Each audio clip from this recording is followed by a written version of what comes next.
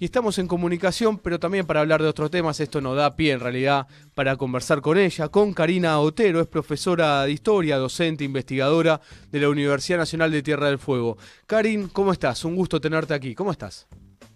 ¿Qué tal, Juan? ¿Cómo estás? Buenas tardes. Muchas gracias por la invitación. No, por favor.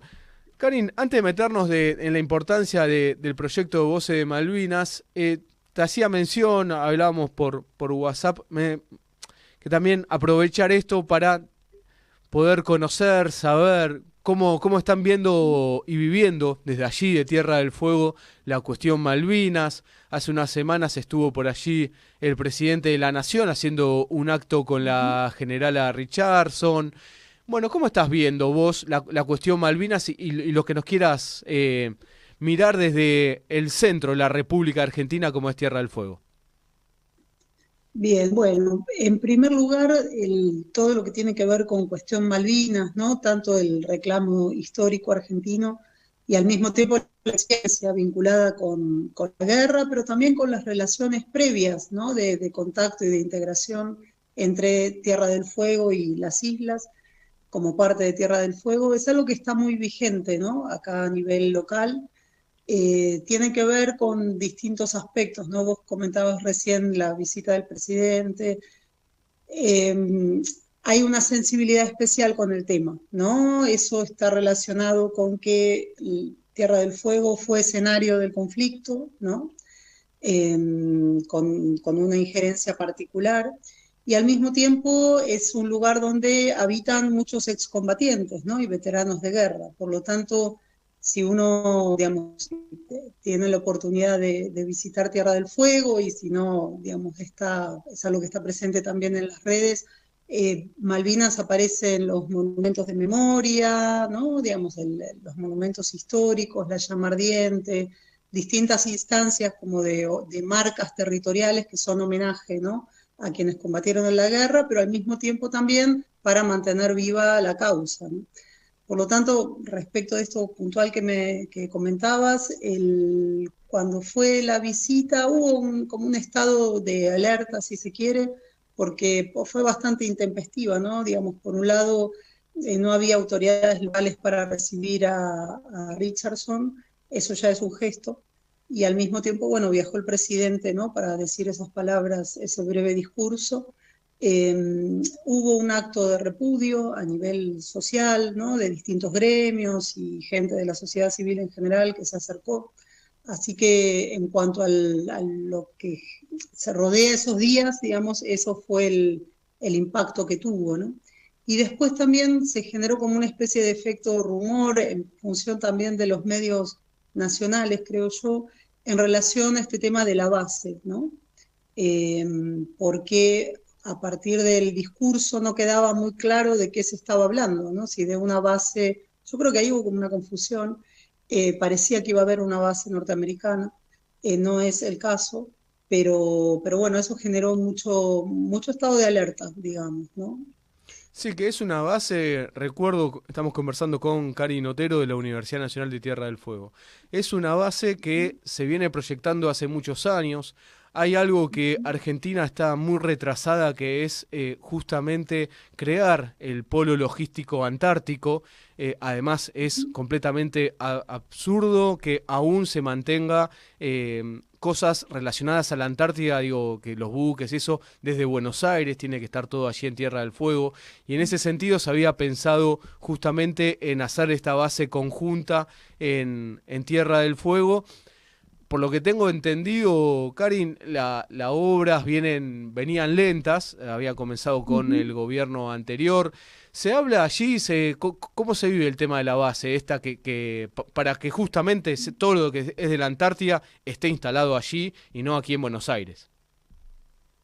Claro, ahí hay dos cuestiones, ¿no? Por un lado, lo que vos mencionás, ¿no? Lo del polo logístico, y por otra parte, la base naval integrada, ¿no? Que es esta que se mencionó en el discurso, ¿no? Que tiene que ver con el Fondo para la Defensa, como vos señalabas muy bien, una política del gobierno de Alberto Fernández en relación con también un viejo proyecto que existía de crear una base integrada de las distintas ramas, por decir así, de la Marina, que sirviera a la vez como un lugar donde se relocalizaran los edificios históricos, ¿no? Digamos, porque la base naval en Tierra del Fuego, el Batallón de Infantería de Marina también número 5, todo lo que refiere con las fuerzas aeronavales, ¿no? Entonces, ese proyecto, que como señalas muy bien, viene lento, ¿no? En cuanto a su ejecución, es lo que creo se mencionó en ese discurso, ¿no? Por otra parte está la cuestión del polo logístico vinculado con Antártida, ¿no? Que ambas cuestiones, digamos, si bien no son lo mismo, están relacionadas y tienen que ver con planes de ejecución de diferentes gobiernos y diferentes proyectos a lo largo de las últimas décadas, que requieren de mucho financiamiento, además de la voluntad política, ¿no? Para llevarlos adelante. En cuanto al efecto local, es algo que está en agenda, no depende del gobierno de la provincia estrictamente, pero el gobierno sí participa, al igual que los municipios, pero no es una política que depende del gobierno nacional, ¿no? Por, bueno, sencillamente la relación de comandancia en jefe de las Fuerzas Armadas, ¿no? Está buena esa aclaración de que una cosa es el polo logística, otra cosa la base. Ujú. Me parece también que el presidente de la Nación ahí hizo una confusión enorme porque creo que no Ujú, debe, sí. esto es una opinión mía, no debe ni saber bien lo que se venía trabajando, porque inclusive en entrevistas después lo reconfirmó de que se hacía una base conjunto, y además no es tan Ujú, sencillo que el presidente pueda hacer cualquier acuerdo, tiene que pasar por el Congreso, no quiere decir que pueda pasar y claro. aprobarse, pero Ujú. no es que lo pueda anunciar así tan sencillo. Pero sí, a mí en lo personal, Karin, me había llamado mucho la atención esto que la generala que está a cargo del Comando Sur tiene como una obsesión con Tierra del Fuego. En realidad no es que me llama la atención, ¿no? Pero pongo la lupa ahí. Porque no es la primera vez que el Comando Sur van para allí, para Tierra del Fuego. Vienen obviamente a Buenos Aires, que por una cuestión de la capital política está todo aquí, pero después se va a Tierra del Fuego. Esta Claro. generala y el anterior también estuvo por allí. Digo, Ujú. se ve que en Estados Unidos le Sí. ponen la lupa ahí a Tierra del Fuego. Ocurre que hay un interés que es estratégico, ¿no es cierto? Pensemos que, por un lado, digamos, Tierra del Fuego, la isla grande de Tierra del Fuego está a 1000 kilómetros, ¿no? de Antártida. Por otra parte, la relación con Malvinas, ¿no? Hoy en Malvinas hay una base de la OTAN, ¿no? Que construida luego del 82, ¿no? De la guerra del 82. Entonces, entiendo que el interés tiene que ver con eso, ¿no?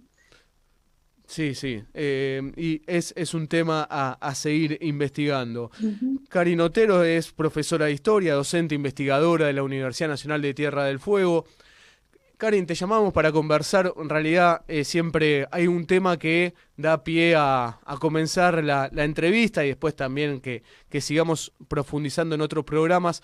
Me comentabas antes que hablemos del proyecto Voces de Malvinas y cómo se van a sumar y que tengamos el honor de que se sumen a la red federal. Me hiciste mención que tu tesis doctoral es sobre el Beagle. Ajá, sí. Eh, Yo estoy, digamos, trabajando, estoy en el proyecto de investigación, trabajando en estos meses. Nosotros empezamos con distintos compañeros, ¿no? De la universidad, tanto en Ushuaia como en Río Grande, con algunos proyectos precedentes, desde el 2016, 2017, que tenían por tema las memorias de Malvinas en particular, ¿no? Sobre todo la relación entre Malvinas y el sistema educativo, cómo generar recursos que puedan ser aprovechados para la enseñanza en las escuelas, ¿no? Algunos proyectos se relacionaban también con el espacio Malvinas, con los diferentes museos de la ciudad, y tuvieron por eje la entrevista en particular a excombatientes y veteranos de Malvinas, pero también a personas de la sociedad en general que durante la guerra especialmente, pero también antes, vivían en Tierra del Fuego, ¿no? Eran niños, jóvenes o personas ya adultas que trabajaban en Tierra del Fuego, no dentro de las Fuerzas Armadas. Entonces, en el marco de esos proyectos fuimos realizando distintas entrevistas, ¿no? Entrevistas orales con registro audiovisual. Y a mí lo que me empezó a llamar la atención es que cuando uno preguntaba por Malvinas, aún en un sentido amplio, no solamente por la guerra o el efecto de la guerra en Tierra del Fuego, que fue muy fuerte, sino por la experiencia vinculada con Malvinas, algunos, en particular los que eran más grandes, hablaban del Beagle, del conflicto del Beagle, ¿no? Entonces, incluso se solapaban ciertos recuerdos, ¿no? Porque, ¿qué pasa? En 1978, eso fue lo que dio origen a mi interés, digamos, por el tema y transformarlo en un proyecto de investigación para la tesis, ¿no? Lo que ocurrió es que, claro, en 1978, cuando fue el conflicto que casi llega a una guerra entre Argentina y Chile, ¿no? Entre los dos países, por el límite del canal Beagle y las islas Lennox, Picton y Nueva, Tierra del Fuego, al igual que otras áreas de Patagonia Austral, fueron escenario particular de ese conflicto, ¿no? Traslado de tropas, hay que pensar que a lo largo del 78 llegan unos 15.000 hombres, ¿no? Sobre una población aproximada de 20.000 habitantes, en menos de un año, ¿no? De las distintas fuerzas, ¿no? No solamente navales, sino de las distintas fuerzas armadas. Entonces, en un periodo muy corto de tiempo, desde que el gobierno, la dictadura de Videla, declaró nulo, ¿no? El arbitraje internacional y lo que fue el dictamen de la Corte, primero de la Corte y luego de la monarquía británica, en ese contexto y el traslado de tropas empezaron ciertas políticas de defensa y preparación para la guerra, ¿no? Oscurecimiento de los hogares, el diagrama del territorio en manzanas a cargo de un jefe que tenía que ir revisando si las luces estaban apagadas, si se habían oscurecido las ventanas. Se cavaron trincheras, se establecieron, se anclaron elementos de defensa como los cañones, ¿no? En el medio de la ciudad o en montes muy visibles incluso. Entonces, de pronto, una sociedad de pocos habitantes, ¿no? Con una vida cotidiana bastante tranquila, por así decirlo, se pasó a estar en estado de alerta y de guerra, ¿no? Hasta diciembre del 78, en que efectivamente casi se llega a acciones directas que, como sabemos, fueron interrumpidas por la mediación papal, ¿no? Entonces, en ese contexto, cuando uno preguntaba por Malvinas, dicen, claro, ¿cuándo? Y salía el tema del Beagle, porque luego con la guerra de Malvinas se recuperaron esas experiencias y prácticas que habían inaugurado, digamos así, en el 78, ¿no? Entonces, el tener que, frente a la sirena, esconderse debajo de las mesas o evacuar las escuelas, había pasado en el 78 y volvió a pasar en el 82. Es un lapso temporal muy corto, ¿no? En la experiencia y en el recuerdo individual e incluso colectivo aparece muchas veces enlazado, ¿no? Eso me parecía algo interesante para investigar.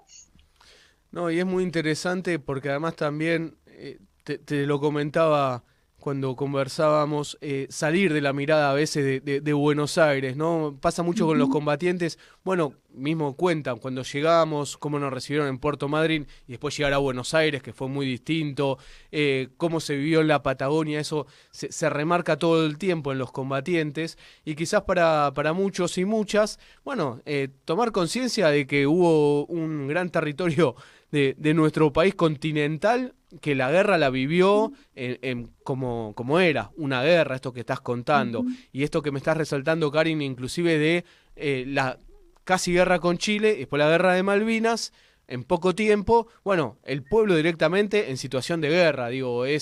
hay un montón de historia ahí que quizás para muchos que están escuchando en Buenos Aires o en Entre Ríos por la Universidad Nacional de allí, lo tienen como algo desconocido. Es importante rescatar estas historias y dentro de eso viene Proyecto Voces de Malvinas que se suman, Karin. Sí, justamente, bueno, el año pasado la universidad firmó el convenio, ¿no? El convenio específico, digamos, para poder sumarse al proyecto de voces que se coordina desde la Universidad de Lanús. Y tuvimos este año con nuestra secretaria académica y, bueno, justamente César Trejo y Ernesto Dufour, una reunión para, bueno, empezar a conversar y poder contarles también en qué proyectos veníamos trabajando desde la universidad, porque por esto que charlábamos antes, desde el primer momento, ¿no? La universidad nuestra se crea en 2009 y comienza en 2010, ¿no? A andar, digamos así. Y en los últimos años, por todo lo que estábamos contando antes, se desarrollaron distintos proyectos en torno a la cuestión Malvinas, a la vez también muchos proyectos extensionistas, ¿no? De laburo con las escuelas, con veteranos. Entonces es algo que se venía llevando adelante y comentábamos, ¿no? Tanto con Trejo como con Dufour y con Silvina Romano, digamos, como que en un punto era un paso casi natural, digamos, que se podía dar la incorporación a un proyecto más grande que se venía desarrollando con distintos nodos en diferentes universidades de todo el país, ¿no? Entonces la idea nuestra es, estamos armando el equipo, había también compañeras que habían tenido ya conversaciones con parte del equipo de Lanús. Entonces, la idea es sumar, digamos, a quienes estén interesados dentro de la universidad, estudiantes, al haber carreras como la de medios de comunicación audiovisual, ciencia política, sociología, digamos, hay en sí el interés del estudiantado respecto del tema está presente y al mismo tiempo la capacidad operativa de poder desarrollar las entrevistas. Hay equipos que venimos trabajando en historia oral, por lo tanto trabajamos la entrevista, la construcción de la fuente oral con este tema u otros, ¿no es cierto? Y la idea es sumarnos quienes habitualmente hacemos entrevistas, gente que pertenece también, colegas que trabajan con los medios audiovisuales, y justamente en contacto con las asociaciones de veteranos y de excombatientes, poder ir estableciendo la agenda, especialmente para la segunda parte del año, y en adelante, ¿no? Porque es un proyecto que, digamos, en realidad no termina, sino que continúa en función de que haya veteranos de guerra, excombatientes que quieran testimoniar, está, digamos, disponible, digamos, el trabajo, ¿no? Y además la voluntad de hacerlo.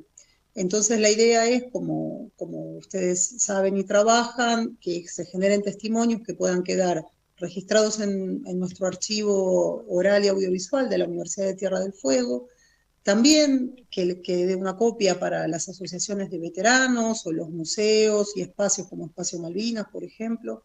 Digamos, nombro el de Ushuaia porque es con quien tenemos un vínculo bien directo, también en Río Grande. Y luego, bueno, nos comentaban que migra el material al Archivo General de la Nación, ¿no? Entonces eso es algo también como paso a futuro muy interesante porque cualquier persona que quiera hacer su tesis, su trabajo de investigación, cualquier ciudadano o ciudadana que esté interesado en el tema, hay allí un registro que va a quedar para la posteridad, digamos, como suele decirse, ¿no? Entonces tiene ese valor documental importante y a la vez queda localizado en todas las universidades que forman parte del proyecto, ¿no? Tal cual, y además En ese sentido es la apuesta federal, ¿no? Tal Interesante. cual. Tal cual, eso que resaltás al final, porque nace, o sea, en realidad tomamos, pero no es que es el proyecto, esto como decía muy bien Ernesto Dufour en una reunión hace poco, en realidad los testimonios pertenecen al pueblo argentino. Lo que estamos haciendo acá es entre una red federal, justamente unificando el laburo y después que quede en el Archivo General de la Nación, como me dijo un combatiente, Karin, para dentro de 500 años, el que venga y quiera saber de Malvinas, pueda también tener los testimonios de la mayor cantidad de combatientes de Malvinas. Esto es un laburo que trasciende a la UNLA, lo comenzamos humildemente, pero sí, en esta red, ahí Tierra del Fuego, la Universidad Nacional de Tierra del Fuego, se pone a laburar el testimonio de todos los combatientes de allí, así que buenísimo, estamos muy contentos, felicitaciones también por este laburo que van a arrancar, a emprender, que nos trasciende a nosotros, que esto va a quedar a las generaciones, así que es un laburo para el pueblo argentino. Karin, muchísimas gracias. ¿Algo más que quieras agregar, que quieras sumar? Todo tuyo. En particular, bueno, muchas gracias y mandar un saludo para todos los oyentes de la radio y para la gente allí de Lanús. Y bueno, permanecemos en contacto y en diálogo para también ir comunicando los avances. Yo creo que va a ir muy bien el proyecto. En general conversábamos, ¿no? Cuando fue la reunión, siempre genera mucha expectativa, está la voluntad de testimoniar, ¿no? Que eso es algo muy importante. Al mismo tiempo, saber que ese material va a poder circular en las escuelas, en los institutos de formación docente, en las universidades, va a estar disponible para que muchos jóvenes puedan hacer sus trabajos, sus tesis.